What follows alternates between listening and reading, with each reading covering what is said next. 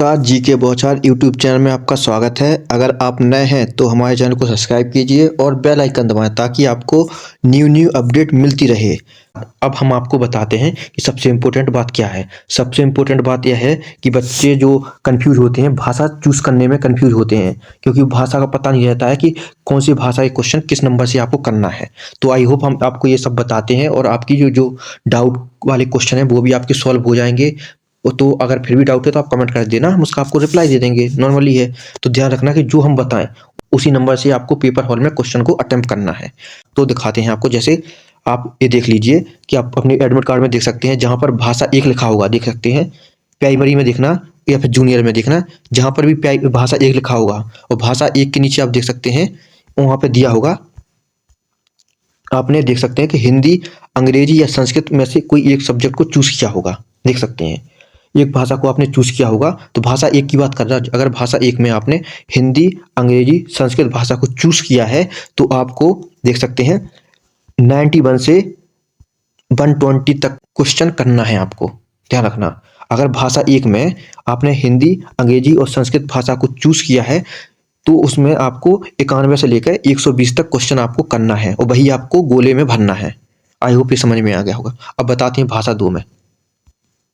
देख सकते हैं अगर स्टूडेंट ने भाषा दो में अंग्रेजी, हिंदी और संस्कृत भाषा में से कोई एक भाषा को चूज किया है तो आपको 121 से लेकर 150 तक क्वेश्चन आपको सॉल्व करना है और वही क्वेश्चन आपको OMR में भरना है।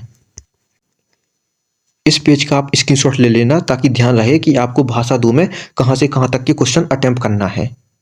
तो हम आपको दोनों भाषाओं का बता चुके हैं। आई होप ये समझ में आ गया होगा। आगे हम बताते हैं बायोमेट्रिक। ये आपका ऑफिशियल दिया गया है, एडमिट कार्ड में आप देख सकते हैं अपने, उसमें दिया गया है कि अगर परीक्षा हॉल में प्रवेश करने से पहले प्रत्येक उम्मीदवार के लिए बायोमेट्रिक उपस्थिति अनिवार्य है। तो जो भी एग्जाम देने जाएगा उसका सबसे पहले बायोमेट्रिक होगा और सभी स्टूडेंट को बायोमेट्रिक करवाना अनिवार्य है। आगे पढ़ सकते हैं, अगर किसी भी मामले में अभ्यर्थी बायोमेट्रिक ना करवाए और फिर भी अगर वो पेपर देने के लिए क्लास में घुस जाता है, तो क्या बता रहा मैं, अगर आपका बायोमेट्रिक वहाँ पर मैच नहीं हुआ फिर भी आप पेपर देने के लिए बैठ गए तो आगे उसने लिखा हुआ है कि आपका जो परीक्षा परिणाम है वो रद्द किया जा सकता है। किसी भी स्टूडेंट को अपना बायोमेट्रिक करवाना अनिवार्य है।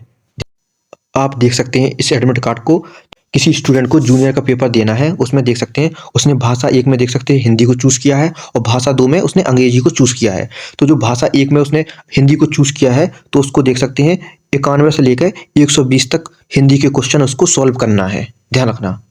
और उसने भाषा दो में देख सकते हैं अगर इंग्लिश सब्जेक्ट को चूज़ किया है तो भाषा दो में उसको 121 से लेकर 150 तक के क्वेश्चन आपको इंग्लिश के करने पड़ेंगे।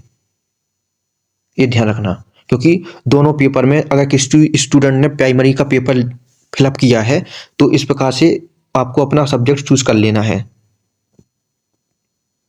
अगर मान के चलो एक एग्जांपल देके बता रहा कि अगर किसी स्टूडेंट ने यहाँ पर देख सकते हैं संस्कृत को फिलअप किया है सेकंड लैंग्वेज में, तो उसको संस्कृत के देख सकते हैं 121 से लेके 150 तक के क्वेश्चन करना है। भाषा दो में बता रहा मैं, तो आपको अपनी भाषा के अनुसार ही क्वेश्चन को अटेम्प्ट करना है जो हम आपको बता चुके हैं। अगर आपको फिर भी समझ में नहीं आया है तो कमेंट कर देना या फिर आप वीडियो को दोबारा से देख सकते हैं। हमने आपको बहुत ही इजी तरीके से समझा दिया है।